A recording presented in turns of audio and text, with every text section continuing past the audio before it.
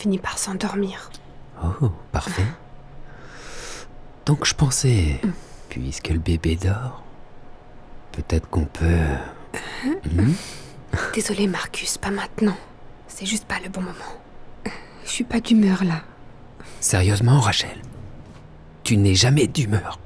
Tout ce qui t'importe, c'est le bébé. Je veux dire, est-ce que tu penses à moi? Encore un tout petit peu? Bien sûr que je pense à toi. Je t'aime, chérie. C'est juste que... En ce moment, je me sens pas très bien dans ma peau. Eh bien, peut-être que tu te sentirais mieux si t'arrêtais de t'empiffrer comme ça. Qu'est-ce que tu veux dire par là exactement? Ce que je veux dire, c'est que t'avais un si beau corps. Maintenant, regarde-toi. Même après avoir accouché, t'as toujours l'air enceinte. Comment tu peux dire des choses pareilles? Je viens tout juste d'accoucher il y a quelques semaines, c'est normal. Oui, super, merci, vas-y. Pleure, pleure comme tu le fais toujours. Marcus. Ce que j'ai vécu n'a pas du tout été facile pour moi, tu sais.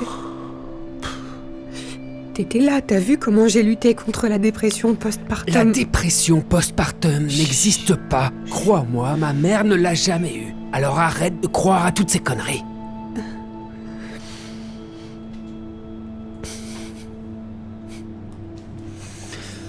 Tu sais quoi? Oublie ça. Bien. Je vais chez mes parents.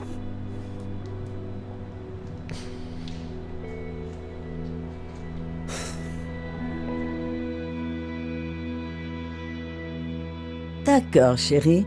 Peux-tu nous dire ce qui ne va pas? C'est Rachel. Elle ne fait que pleurer toute la sainte journée. Et depuis que le bébé est arrivé, c'est comme si... Elle ne se souciait même plus de moi. Oh non. Elle a eu de l'aide? Elle pourrait avoir une dépression postpartum. Arrête, tu vas pas t'y mettre, toi non plus. C'est pas réel, ce truc. Si, mon fils. C'est très sérieux. Beaucoup de jeunes mamans passent par là. Ce n'est qu'une excuse. Quoi, t'as jamais traversé ça? Maman, qu'est-ce qui se passe? Elle est passée par là, mon fils. Et ça nous a presque séparés. Tu vois, après ta naissance, tout était parfait. Tu étais un petit garçon en bonne santé et nous étions tous les deux si heureux. Mais avec le temps, j'ai commencé à me sentir vraiment déprimée. Mon corps passait par tellement de changements et je voulais juste être toute seule. Tout ce que je pouvais faire, c'était manger et pleurer. Ton père n'a pas compris que je traversais une dépression postpartum. Donc on se disputait tout le temps. Les choses allaient de mal en pire. Mais ton père a finalement compris. Et a promis de me soutenir à travers cette étape.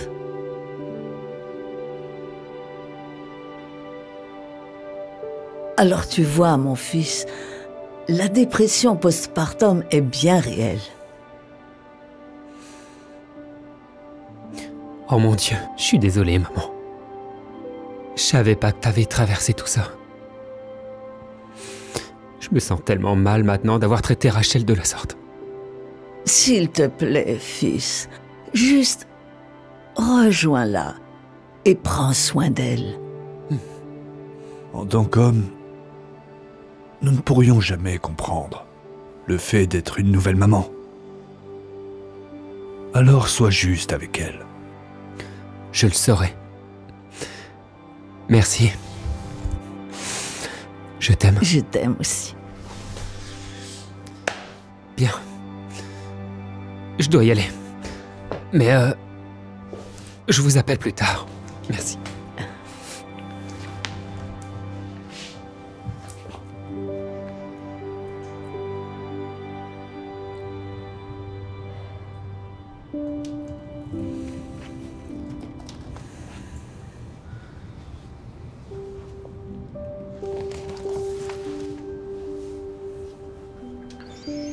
Salut bébé. On peut parler? Je ne sais pas si je suis encore capable de tenir, Marcus. On s'est tellement disputés tous les deux. Je sais. Écoute. En fait, je suis revenu te dire que je suis désolé. Je réalise maintenant que la dépression postpartum est bien réelle. Je me sens tellement mal pour la façon dont je t'ai traité. Tu le penses vraiment? Oui. Et à l'avenir, je vais être beaucoup plus compréhensif et... Je te le promets, je vais t'aider à traverser cette épreuve. Tu peux me pardonner, s'il te plaît?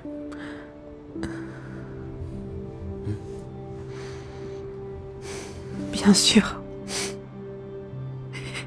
Je t'aime tellement. Je t'aime aussi.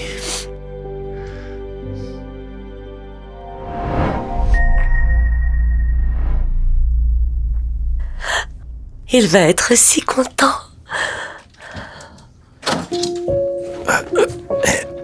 Oh, salut bébé. Désolé, je suis en retard. Je suis allé manger avec les copains après le club. C'est pas grave. Tu ne vas pas y croire. Non. Oh, tu sens l'alcool. Combien de verres as-tu bu? Je sais pas. Quelques-uns. Qu'est-ce qui se passe? Devine. Juste dis-moi, Brenda. J'ai mal à la tête. Je veux pas jouer aux devinettes. Tu devrais peut-être t'asseoir.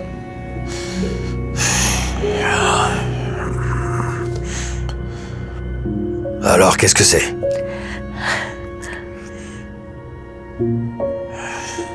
Je suis enceinte.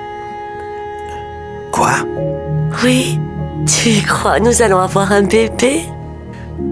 Non. Non. S'il te plaît, dis-moi que c'est juste une blague. Je ne plaisanterai pas avec ce genre de choses. Je pensais que tu serais content. Content? Brenda, je veux juste faire la fête. Je veux m'amuser. Je veux passer du temps avec mes potes. Pas avoir un bébé. La vie ne tourne pas seulement autour des potes et du fun. Ça fait 7 ans qu'on est mariés.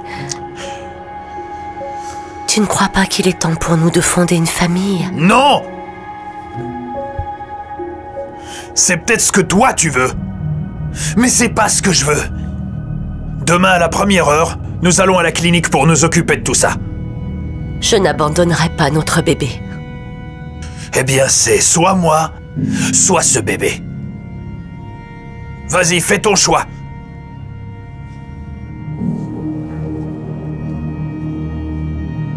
Je ne peux pas prendre cette décision. Bien. Alors, je m'en vais.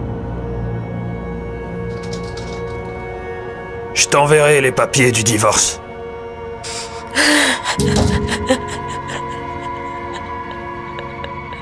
La femme est effondrée et n'arrête pas de pleurer. Le mari continue de faire la fête et de s'amuser. Il boit avec ses amis toutes les nuits. Au fil du temps, la femme commence lentement à reprendre des forces. La grossesse lui donne un niveau de confiance qu'elle n'a jamais eu auparavant. Alors que sa vie commence à s'améliorer, la vie du mari commence à se détériorer. Ses amis s'installent et commencent à fonder leur propre famille. Un par un, ils disparaissent tous jusqu'à ce qu'ils se retrouvent seuls. La femme finit par donner naissance. Elle pleure des larmes de joie, se sentant si heureuse pendant qu'elle tient sa fille entre ses mains pour la toute première fois.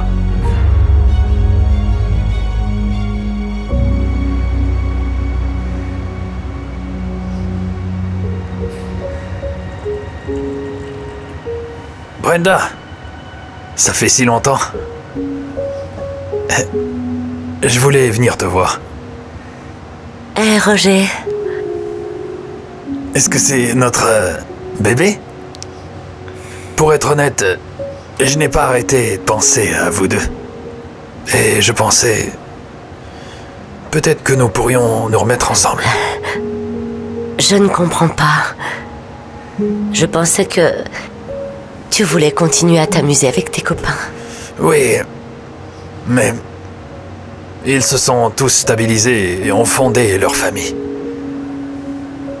Il n'y a que moi maintenant. Et bref... t'en dis quoi? Hé, chérie, voilà le biberon. Ah, merci. Qui est ton ami? Voici mon ex-mari, Roger. Oh, enchanté.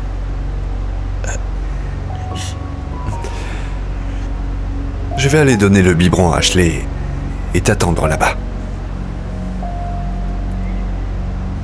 Je savais pas que t'avais un nouveau petit ami. Fiancé, en fait. Écoute, Roger, si tu veux voir ta fille, tu peux avec grand plaisir. Mais pour le reste, j'ai tourné la page. J'avais besoin d'un homme prêt à se stabiliser et à fonder une famille. Prends bien soin de toi, Roger.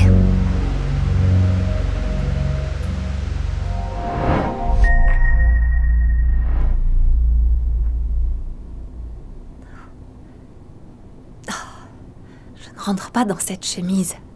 Peut-être que si tu faisais un peu de sport, elle t'irait.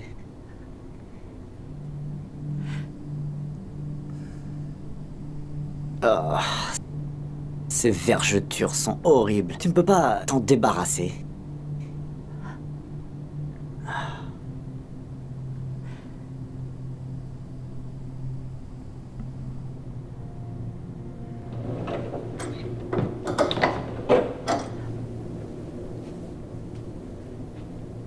C'est ça que tu vas porter? Tu te fous de moi? Ok, d'accord. Je vais trouver autre chose à porter. Ouais. C'est incroyable. S'il te plaît, ne t'en vas pas. Je suis désolé, mais je dois partir. Je ne peux plus rester ici. Comment tu peux nous quitter comme ça? J'ai rencontré quelqu'un. Elle est jeune et belle. Elle est tout ce que tu n'es plus dorénavant. J'arrive pas à te croire. Et notre fille, alors? J'ai réalisé que je devais penser un peu à moi-même. Tu comprends? Papa, ne t'en vas pas. S'il te plaît.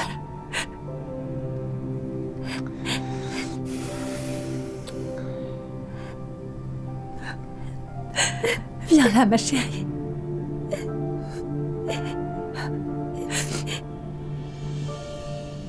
Le mari finit par quitter sa femme pour une femme plus jeune. L'épouse est dévastée et passe toutes ses journées à pleurer. Le mari, quant à lui, passe du bon temps avec sa nouvelle compagne. Il abuse de l'alcool, des fêtes et de toutes sortes de vices. Au fil du temps, l'épouse commence lentement à se remettre de la rupture. Elle commence à faire du sport et à se sentir mieux dans sa peau. Elle finit par recommencer à se soucier d'elle-même. De son côté, le mari surprend sa nouvelle copine en train de parler à un autre homme. Elle finit par le quitter pour un homme plus jeune. Le mari est dévasté. Et puis un jour, il tombe sur son ex-femme.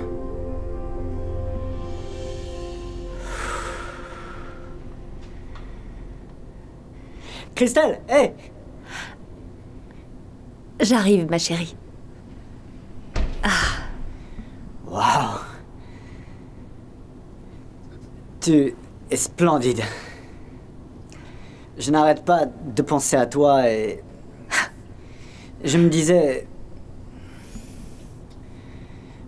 qu'on pourrait peut-être réessayer.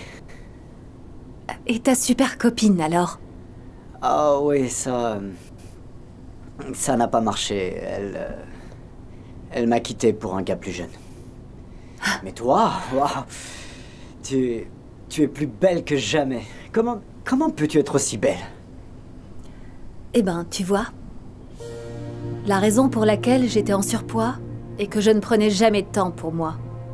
J'étais toujours si occupée à prendre soin des autres.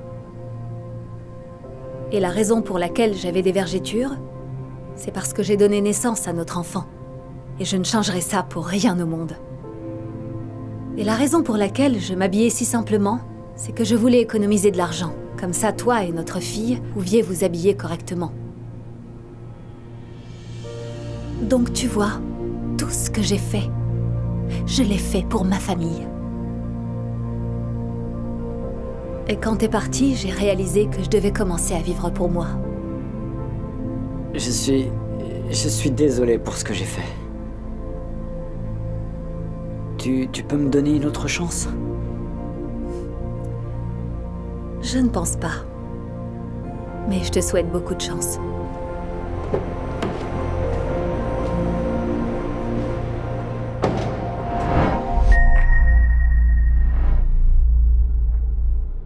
J'arrive toujours pas à croire que je suis assise à côté du grand Tony Robinson. C'est lui, en chair et en os, approche. Tony. Jeddah? C'est qui, ça? Ma femme.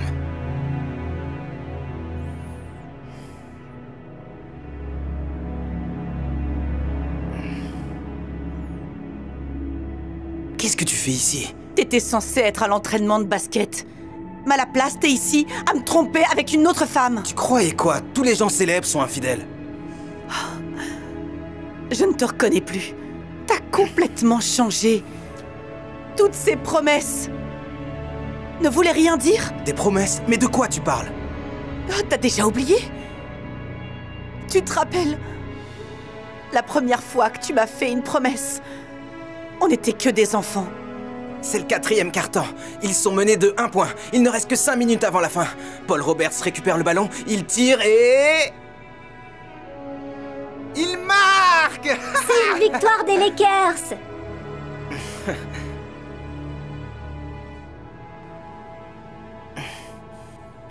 Merci d'être là. Dis-moi, Jeddah. Quoi? Tu penses que j'arriverai à atteindre la NBA? Je ne pense pas. J'en suis certaine. J'espère juste que tu changeras pas quand tu seras connu. Qu'est-ce que tu veux dire? La plupart des gens, quand ils deviennent célèbres, finissent par changer. Hé, écoute-moi. Quoi qu'il arrive, je ne changerai jamais. Je te le promets.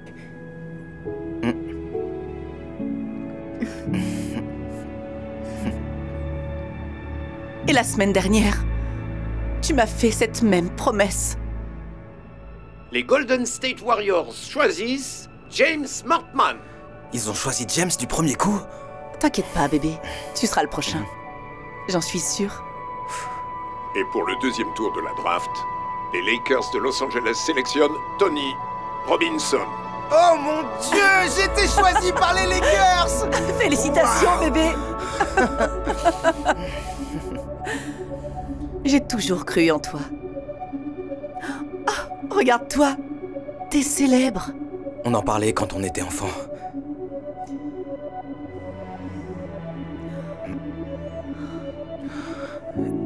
Écoute. Ne pense pas que j'ai oublié ma promesse. Quoi qu'il arrive, je ne changerai jamais.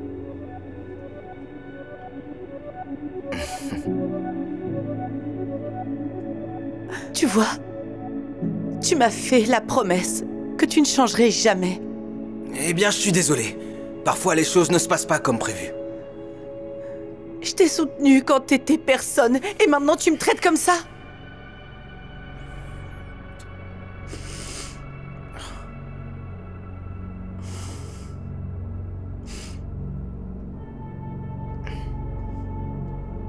Profite de ta nouvelle vie, Tony. Jada a le cœur brisé.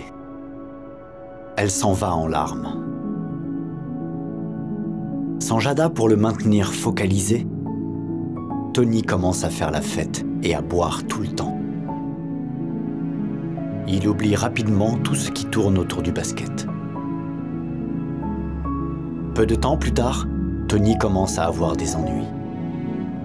Un jour, il se fait contrôler et se fait arrêter pour conduite en état d'ivresse. Tout se dégrade rapidement pour Tony. Il finit en prison, puis reçoit une lettre disant que son offre de jouer en NBA a été annulée. Tony a fini par tout perdre. Et puis un jour, il tombe par hasard sur son ex-femme. Jada? Oh, salut. Waouh, j'arrive pas à croire que c'est toi. Écoute, Jada, ma vie s'est entièrement effondrée après ton départ. Tu crois qu'on pourrait réessayer? Je suis désolée, mais je suis passée à autre chose. À autre chose? Mais avec qui? Hey, Tony. James? Oh oui, Jada, t'as vraiment changé. Tu sais, je suis désolée, mais les choses ne se passent pas toujours comme prévu. Au revoir, Tony.